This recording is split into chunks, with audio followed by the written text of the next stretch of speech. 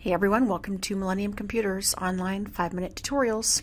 Today's course promises to be way less than 5 minutes, but I want to show you one of the coolest new features in FAST, and that is a hotkey for executing reports.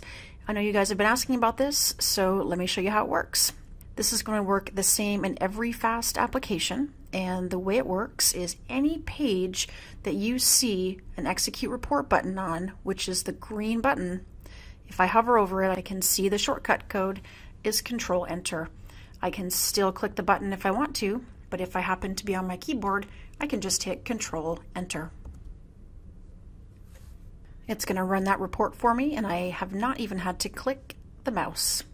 Now, the other way it works is if I go back to my filter options, maybe make a quick change.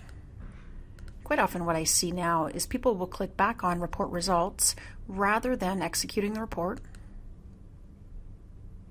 which is fine, and you're going to be notified that the filter options have changed.